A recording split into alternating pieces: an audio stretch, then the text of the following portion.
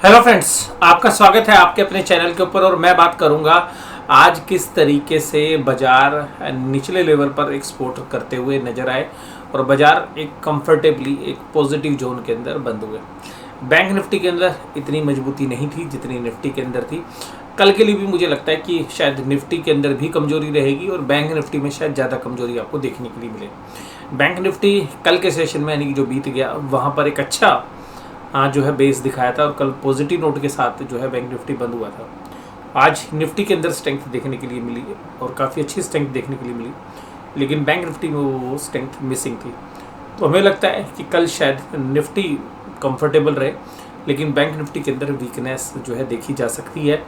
कल ऐसे चांसेस हमें ऑप्शन चेन के डेटा से लग रहे हैं। कल के लिए जो आउटलुक है वो मेरा नेगेटिव साइड ही है और हो सकता है कि आपको कल 17,000 के लेवल भी एक बार टूटते हुए नजर आए या 17,000 के आसपास आपको सपोर्ट देखने के लिए मिले।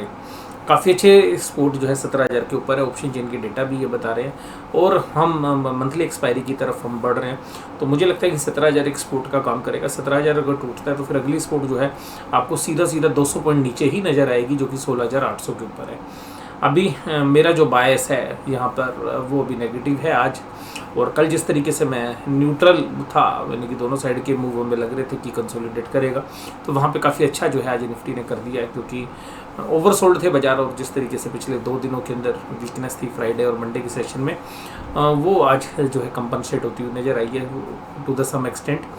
लेकिन यहाँ पर ये जो कंसोलिडेशन वाला जोन है उसी में बाजार आज रुका है, इसीलिए मुझे लगता है कि 17,000 को एक बार रिस्पेक्ट करे।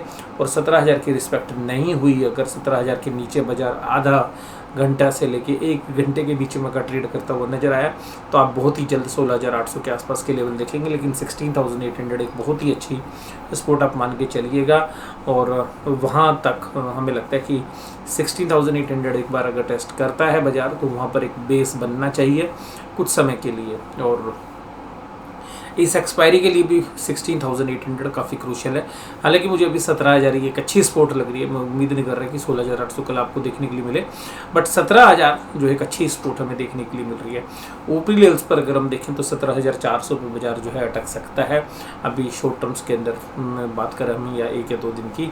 तो ये लेवल्स है, ऊपरी लेवल्स पर सेलिंग प्रेशर देखा जा रहा है और रीज़न फंडामेंटल्स के साथ साथ टेक्निकल्स भी बने हुए हैं अभी। और फंडामेंटली देखिएगा यूएस के बाजार कमज़ोर है, क्रूड ऑयल हालांकि नीचे आ गया है, कंफर्टेबल है, लेकिन यूक्रेन रशिया के वॉर से जो कमोडिटी के प्राइसेस के ऊपर जो आग के अंदर जो है घी डालने का काम हुआ है, कमोडिटी प्राइस बेइंतहा बढ़ रही है। इंडिया की बॉन्ड यील्ड 7% के ऊपर चली गई है। कुल मिलाकर कंफर्टेबल बाजार जो है नहीं है। एफआईआईज लगातार पैसा निकाल रहे हैं, एलआईसी के आईपीओ के अंदर लिक्विडिटी की ज़रूरत है। इन सब के बीच जो है ऊपर के जो लेवल्स हैं वो कैप होते हुए नज़र आ रहे हैं। मुझे लगता है कि परसों के दिन शायद एक बड़ा वोलाटाइल डे हो और कल मुझे लगता है कि निचले लेवल पर जो है हमें डोमेस्टिक इंस्टीट्यूशन बाजार को रोकने की कोशिश करें और शायद सफल भी हो। तो 17,000 एक अच्छा लेवल देखने के लिए मिल सकता है। रिलायंस 2775 और जिस तरीके से अदानी ग्रुप के शेयर्स में एक अच्छी तेज़ी बनी हुई है, मैं उनके फंडामेंटल्स रीजंस की बात नहीं कर रहा हूँ। आज भी देखेंगे अदानी पोर्ट्स आपको 900 के पार जाता हुआ नज़र आया। तो रिलायंस में भी देखिएगा अब वेल्थ किसके पास ज़्यादा है, अंबानी के पास या अदानी के पास, इसमें जद्दोजहद रहती है।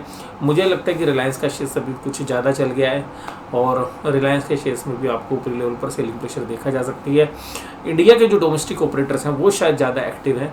बजाज फाइनेंस के रिजल्ट अभी आज आए हैं, बजाज फाइनेंस के रिजल्ट भी आपको अच्छे ही लगेंगे और बाजार के अंदर बजाज फाइनेंस ने अच्छा किया भी है, हालांकि वो मार्केट आवर्स के बाद आए रिजल्ट। टाइटन और इन्फोसिस ये तेज़ी में थे।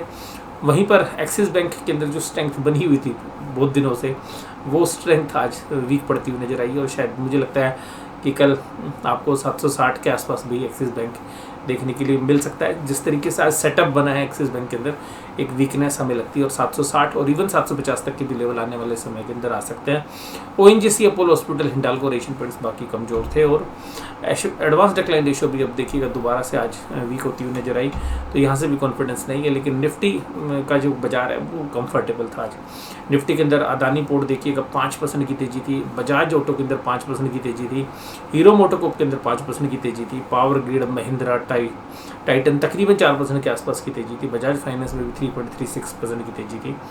और यहाँ पर फाइनेंशियल्स के अंदर जो पिछला साल था कोविड की वजह से जो लोन बुक थी वो ख़राब हो रही थी, वो थोड़ा सा कंफर्टेबली ठीक होती जा रही है, एनबीएफसीज की भी और साथ साथ जो है बैंक्स की भी। तो बैंक्स नहीं तो इस परिस्थिति के अंदर काफ़ी जो है ख़राब करते हुए नज़र आते हैं आपको। ONGC, Apollo hospital, axis bank, ये थोड़ा से कमजोरी के साथ थे, कुछ ज़्यादा कमजोरी नहीं कहूँगा, लेकिन आप ध्यान रखिएगा एक्सिस बैंक में एक टेक्निकली थोड़ी सी वीकनेस हमें नज़र आती है। अगर 770 के नीचे अगर ये कल 1 घंटे ट्रेड करता है तो शायद एक वीकनेस आपको और ज़्यादा देखने के लिए मिलेगी, और कुछ समय के अंदर आप 750 रुपये के आसपास तक के विभाव शायद एक्सिस बैंक में देखते हुए नजर आए। निफ्टी बैंक 36,404, ये लेवल्स हैं निफ्टी बैंक के। आज 322 पॉइंट्स चला, लेकिन निफ्टी को अंडर परफॉर्म किया। रीज़न था ऊपरी लेवल पर सेलिंग प्रेशर देखा जा रहा था। 36,500 एक क्रूशियल रेजिस्टेंस था। मैंने कहा भी था अगर 1 घंटे इसके ऊपर ट्रेड करते हैं तो आप देखिएगा 400-500 पॉइंट और इवन 37,000 तक भी जा सकते हैं, बट वो हुआ नहीं, और यहाँ पर एक अच्छा खासा सेलिंग प्रेशर दिया। और सीधी सी बात ये है कि जो 36,500 थी उस रेजिस्टेंस को जो है पार नहीं कर पाया, और सीधी सी बात ये है कि ये जो 36,500 है इसको रिजेक्ट कर दिया है, मैं ये कहूँगा टेक्निकली लेवल्स पे। तो 36,500 रिजेक्ट हो गया, कल 36,000 या उसके नीचे भी आप बाजार जाता हुआ देख सकते हैं।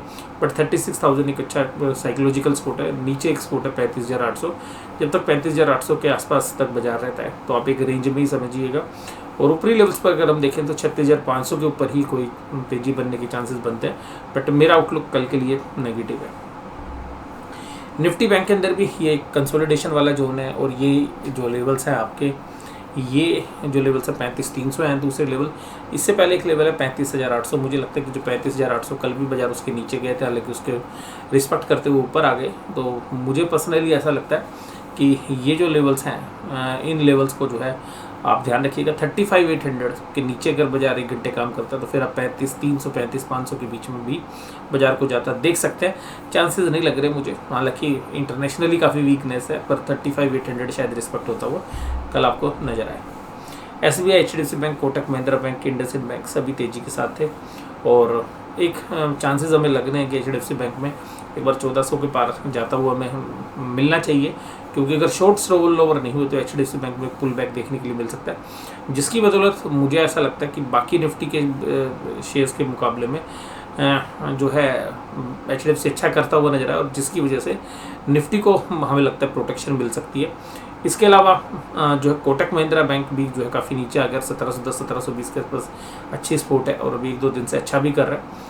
और हालांकि क्योंकि ओवरसोल्ड अगर टेरिटरी में देखें तो HDFC बैंक का शेयर सबसे ज़्यादा ओवरसोल्ड है, तो जिसकी वजह से हमें लगता है कि टेक्निकल बाउंस बैक जो है आपको 1410 1420 और इवन 1450 तक भी देखने के लिए मिल सकता है। हो सकता है कल ना हो, क्योंकि माहौल आज कल के लिए इतना अच्छा नहीं है, लेकिन परसों हो सकता है कि शॉर्ट कवरिंग रैली है। अगर शॉर्ट्स रोल ओवर हो गए तो फिर तो देखिएगा इन्हीं प्राइस पर रहेगा। अगर शॉर्ट अगले महीने रोल ओवर नहीं हुए तो एक अच्छे खासी जो है शॉर्ट कवरिंग हमें HDFC बैंक में देखने के लिए मिल सकती है, क्योंकि ऐसे कोई फंडामेंटल रीजंस अभी हमें नहीं नज़र आ रहे हैं कि जो बाकी बैंकों के साथ अगर हम कोरिलेट करें तो ये जो है अंडर परफॉर्म कर रहा है। और उसके बाद कोटक महिंद्रा बैंक के अंदर भी हमें लगता है कि निचले लेवल पर एक बाइंग आ सकती है।